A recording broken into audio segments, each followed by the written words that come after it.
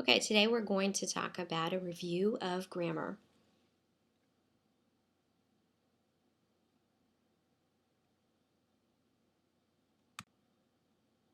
All right, our agenda for the lecture today is first we'll talk about overview of verb tenses, what tense is, and how we use different tenses, how to choose a tense when we write. We'll discuss the basic sentence structure and then look at 3 different types of sentences in English.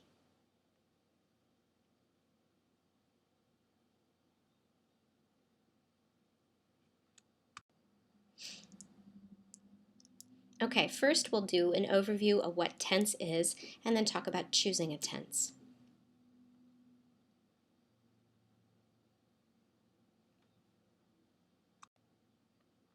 First of all, what does tense mean? Well, tense combines uh, two different elements. First is the element of time, whether it's past, present, or future, and the element of aspect, which is difficult to explain, but if you think about a simple tense has no aspect, whereas a continuous or perfective one, it's talking about the action, whether or not it's completed. Continuous action is in progress, and we also call this the progressive tense, and a perfective tense is something that's completed.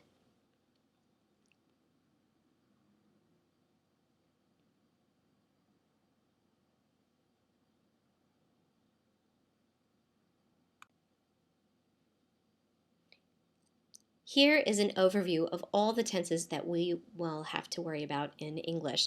If you look across the top, there are the different times, past, present, and future. And on the left side are the different aspects, simple, continuous, perfect, and perfect continuous. If you want to pause the lecture at this point and examine this chart, that's perfectly fine, or you can also download a copy from the course website.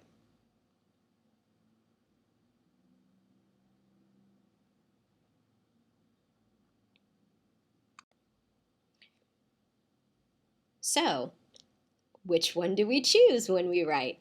That's the million-dollar question. The bad news is it doesn't matter. It's up to you. It depends on what you mean because, of course, tense has meaning. That's what we saw in the previous chart. But you, of course, want to know, well, which ones am I supposed to use when I write an essay? Relatively speaking, in academic writing, there are 3 main tenses that you will go to again and again: the simple present, the simple past, and the present perfect. In this lecture, we're going to focus on the first 2. We will talk about the present perfect at a later time, but all of these are the ones that you'll go to again and again. This does not mean that you will never use any other tense. That's not the case, but these are the ones that are used most frequently.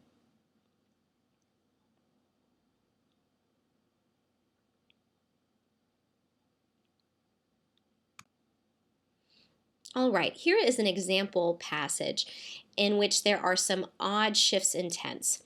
Pause the lecture and read the passage and pay careful attention to the different verb tense choices, basically the verbs in bold, and think about what you think should be changed.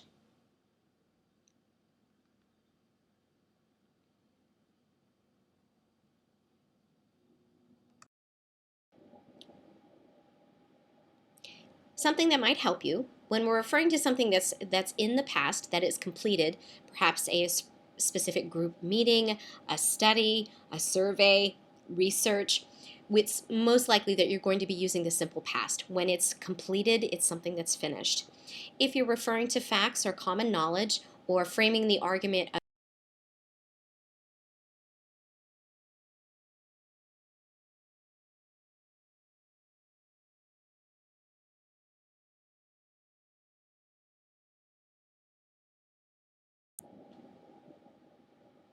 So when we return to our example, you can see that the verbs that are in red, except for one exception, are going to be in the present tense.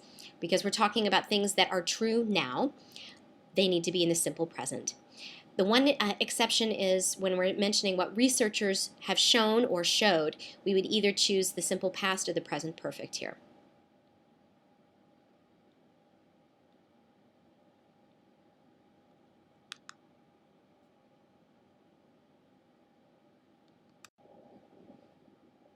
Now let's talk about basic sentence structure.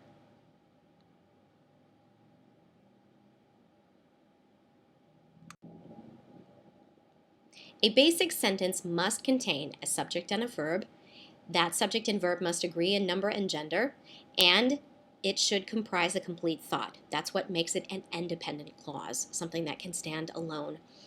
We have 4 examples at the bottom of the screen are these sentences. Pause the lecture and think about it for a minute and decide based on these criteria, are these simple sentences or not?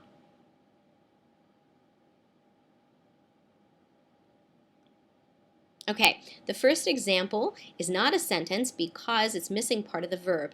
It should be she is teaching or she was teaching. We're missing part of the verb here, so it's incomplete. They take. Take is a verb that requires an object. You have to take something, so this is incomplete as well.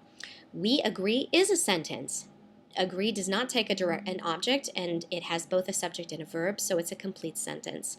The last, many people tries to do it. This is not a sentence because tries does not agree in number with the subject people. It should be many people try.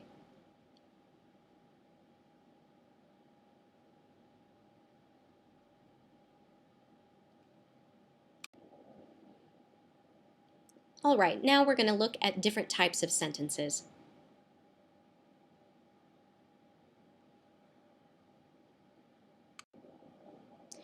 There are 3 types of sentences in English: a simple sentence, a compound sentence, and a complex sentence.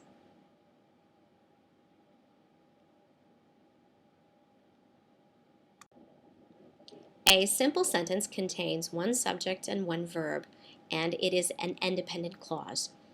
We have 3 examples here. You can see each of them, the subject is highlighted in blue and the verb is highlighted in orange. The rest is part of the complement.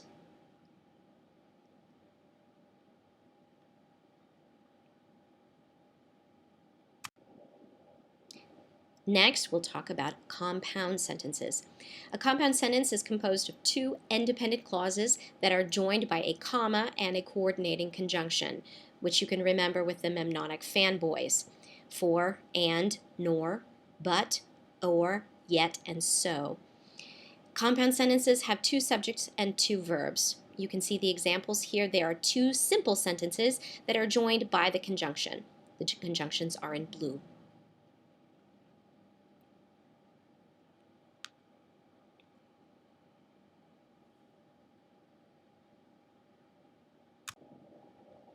Finally, we have complex sentences. These are an independent clause which is joined by 1 or more dependent clauses. A dependent clause has a subject and a verb, but it cannot stand alone as a sentence by itself. This is because it's preceded by a subordinating conjunction. These are different from the other kinds of conjunctions which we talked about with a compound sentence. You see the examples here. We have because, although, since, until. Words of this nature subordinate the clause, making it dependent on the other part of the sentence. The independent clauses are in blue. These are sentences that could stand alone, but we provide more information about that independent clause by using the dependent clause. Notice that dependent clauses can appear either at the beginning or the end of a sentence. When it appears at the beginning, it must be followed by a comma.